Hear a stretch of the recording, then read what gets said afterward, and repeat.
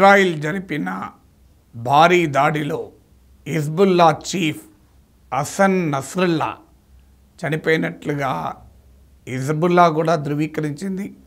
Israeli defence forces కూడా ప్రకటించింది. So ఈ హసన్ నస్రుల్లా 64 ఏళ్ల హిజ్బుల్లా నాయకుడు. గత 32 ఇయర్స్గా హిజ్బుల్లాకు నాయకత్వం వహిస్తున్నాడు. చాలా యంగ్ ఏజ్లో 32 ఇయర్స్ వయసులో హిజ్బుల్లా చీఫ్గా ఆయన బాధ్యతలు చేపట్టాడు 1992లో. సో హసన్ నస్రుల్లా నాయకత్వంలోనే హిజ్బుల్లా ఒక మిలిటెంట్ ఆర్గనైజేషన్గా మొదలై ఒక బలమైన మిలిటరీ రాజకీయ శక్తిగా లెబనాన్లో ఎమర్జ్ అయింది. లెబనాన్ పార్లమెంట్లో కూడా హిజ్బుల్లాకు 13 మెంబర్స్ 13 మంది సభ్యులు ఉంటారు. 128 మెంబర్ లెబనీస్ పార్లమెంట్లో 13 మెంబర్స్ హిజ్బుల్లాకు చెందినవారు ఉంటారు. ఈవెన్ లెబనీస్ గవర్నమెంట్లో కూడా 2 మంత్రులు హిజ్బుల్లాకు చెందినవారు ఉన్నారు. సో హిజ్బుల్లా అనేది కేవలం ఒక మిలిటెంట్ ఆర్గనైజేషనే కాదు, ఇది ఒక పొలిటికల్ ఫోర్సు, మిలిటరీ ఫోర్సు, అలాగే లెబనాన్ సమాజంలో పౌర సమాజంలో కలిసిపోయినటువంటి సంస్థ. ఇదేదో గెరిల్లా ఆర్గనైజేషన్ మాత్రమే కాదు. అందువల్ల హసన్ నస్రుల్లా అటాక్ ఒక పెద్ద మిలిటరీ విక్టరీని ఇజ్రాయెల్కి అందించింది. ఎందుకంటే హసన్ నస్రుల్లా సిరియన్ సివిల్ వార్లో కూడా బషర్ అల్ అసద్కు మద్దతుగా నిలిచాడు. ఇరాన్ నాయకత్వంలోని axis of resistance, Iran, Hezbollahs, అలాగే యమన్లోని హూతీ తిరుగుబాటుదారులు, హమస్, ఈ యాక్సిస్ ఆఫ్ రెసిస్టెన్స్లో ఒక కీలక నేత. ఈ హసన్ నస్రుల్లా అంతం చేయడంతో ఒక పెద్ద విక్టరీ వచ్చింది నిజం. ఎందుకంటే హసన్ నస్రుల్లా నాయకత్వంలోని హిజ్బుల్లా 2000లో ఇజ్రాయిల్ డిఫెన్స్ ఫోర్సెస్ను ప్రతిఘటించగలిగింది. అలాగే 2006లో సదరన్ లెబనాన్ను వదిలి ఇజ్రాయిల్ వెళ్ళిపోవటానికి కూడా హిజ్బుల్లా 4 రోజులకు పైగా జరిపిన వార్ కారణమైంది. అందువల్ల హిజ్బుల్లా చెందిన చీఫ్ను అంతం చేయడం ఇజ్రాయిల్ సాధించిన మిలిటరీ విజయం. కానీ చాలా రిస్క్తో కూడుకున్న మిలిటరీ విజయంగా పరిశీలకులు చెప్తున్నారు. ఎందుకంటే లాస్ట్ అక్టోబర్ అంటే సుమారు 1 ఇయర్ క్రితం హమస్ పైన ఇజ్రాయిల్ దాడి మొదలుపెట్టింది. దానికి కారణము హమస్ దాడిలో 1200 మంది ఇజ్రాయిలీ పౌరులు మరణించారు. సో దీనికి ప్రతీకారంగా హమస్ పైన ఇజ్రాయిల్ అటాక్ మొదలుపెట్టింది. ఇప్పటికీ 1 ఇయర్ అయింది. మొదలుపెట్టినప్పుడు హమస్ నాయకత్వాన్ని అంతం చేస్తాం, హమస్ పొలిటికల్ అండ్ మిలిటరీ ఇన్ఫ్రాస్ట్రక్చర్ను అంతం చేస్తామంటూ ఇజ్రాయిల్ మొదలుపెట్టింది. కానీ ఇప్పటి వరకు హమస్ బందీలుగా తీసుకున్న ఇజ్రాయిలీ బందీలను కూడా ఇప్పటి వరకు విడిపించుకోలేకపోయారు. కొంతమందిని హమస్ విడుదల చేసింది, కొంతమంది ఆ బందీలుగానే చనిపోయారు. ఇప్పటికీ కూడా కొంతమంది హమస్ చేతిలో ఉన్నారు.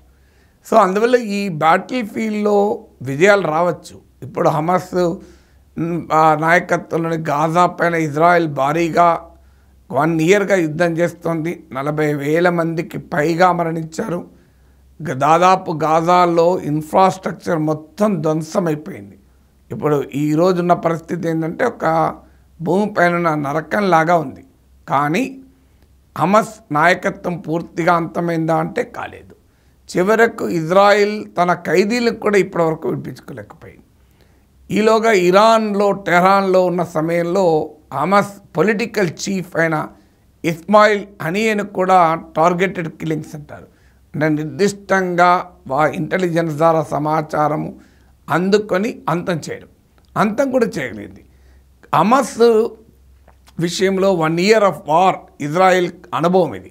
ఇప్పటికీ హమస్ అంతం కాలేదు. గాజా హమస్ పాలనలోనే ఉంది. ఇప్పటికీ అడపాదడపా హమస్ దాడి చేస్తూనే ఉంది. ఇక హమస్తో పోలిస్తే హిజ్బుల్లా చాలా బలమైంది. మిలిటరీగా బలమైంది, ప్రజల్లో బలం ఉన్నది, పొలిటికల్గా కూడా బలం ఉన్నది. So compared to Hamas, Hezbollah many times stronger. అందువల్ల హిజ్బుల్లా గతంలో ఇజ్రాయెల్ని కూడా వెనక్కు తిప్పికొట్టగలిగిన స్ట్రెంత్ ఉన్న మిలిటరీ ఫోర్స్. అందువల్ల ఇప్పుడు ఇజ్రాయిల్ మరి హిజ్బుల్లాలో హసన్ నస్రుల్లాను అంతం చేసిన హిజ్బుల్లాను అంతం చేయగలుగుతుందా? ఇప్పటికే హిజ్బుల్లా ప్రకటించింది, మా నాయకుడు అంతమైనా మా పోరాటం ఆగదు, మేము మా చివరి వ్యక్తి అమరవీరుడు అయ్యేంత వరకు పోరాడతాం అని ప్రకటించింది. సో అందువల్ల హమాస్ పైనే వ్యూహాత్మక విజయం సాధించలేకపోతే ఇంత విధ్వంసం తర్వాత కూడా మరి హిజ్బుల్లాను అంతం చేయగలుగుతుందా ఇజ్రాయెల్ అనే ప్రశ్న ఇప్పటికీ మిగిలింది. ఈలోగా వాస్తవంగా ఇజ్రాయెల్కు ఇదొక కీలక విక్టరీ రావచ్చు. మిలిటరీ వార్లో ఒక్కొక్క దశలో ఒక కీలక విక్టరీ వస్తుంది. అమెరికా, ఫ్రాన్స్ ఇలా అనేక దేశాలు కాల్పుల విరమణ పాటించండి అన్నా కూడా ఇజ్రాయెల్ వినకుండా గత కొన్ని రోజులుగా కంటిన్యూస్గా హిజ్బుల్లా పైన బాంబింగ్ చేస్తూనే ఉంది. కారణం ఏంటంటే హమాస్కు మద్దతుగా, పాలస్తీనీలకు మద్దతుగా హిజ్బుల్లా ఇజ్రాయెల్ పైన అటాక్స్ చేయడం మొదలుపెట్టింది. సో అందువల్ల తమపై దాడులను నివారించడానికి తాము అటాక్ చేస్తున్నాం అని చెప్తున్నారు. ఇప్పటికీ ఈ అటాక్లు 700 మంది చనిపోయారు. 1,00,000 మంది లెబనాన్లో ప్రజలు నిర్వాసితులయ్యారు. ఈవెన్ ఈ దాడిలో హసన్ నస్రల్లా కూతురు కూడా చనిపోయింది అని అంటున్నారు. అంతకుముందు పేజర్లు, వాకీ టాకీలు పేలి భారీ విధ్వంసం కూడా కలిగింది. ఇప్పుడు ఈ పరిస్థితుల్లో మిలిటరీగా ఇజ్రాయెల్కి అప్పర్ హ్యాండ్ రావచ్చు. కానీ ఈ అప్పర్ హ్యాండ్తో మరింతగా రెచ్చిపోయి తన శత్రువులపైన ఇజ్రాయెల్ దాడులు చేసే అవకాశం ఉంది. ఎందుకంటే అమెరికా చెప్పినా కూడా సీజ్ ఫైర్కు అంగీకరించడం లేదు ఇజ్రాయెల్. హిజ్బుల్లాను, హమాస్ను కంప్లీట్గా నాశనం చేసేంత వరకు తమ దాడి జరుగుతూనే ఉంటుంది అని ఇజ్రాయెల్ ప్రకటించింది. Even international court of justice కూడా వార్ క్రైమ్స్ కాను ఇజ్రాయెల్ ప్రధానమంత్రిని ప్రాసిక్యూట్ చేస్తున్నా కూడా ఎక్కడ ఇజ్రాయెల్ తగ్గడం లేదు. అమెరికా చెప్పినా తగ్గడం లేదు. అందువల్ల ఇజ్రాయెల్ ఈ దాడులు కొనసాగిస్తే ఏం జరుగుతుంది అన్నది ఆందోళన. ఎందుకంటే హిజ్బుల్లాకు ఇరాన్ సన్నిహితం, ఇరాన్ ప్రోత్సాహంతో ఏర్పడిన షియైట్ రెసిస్టెన్స్ గ్రూప్ ఇది హిజ్బుల్లా.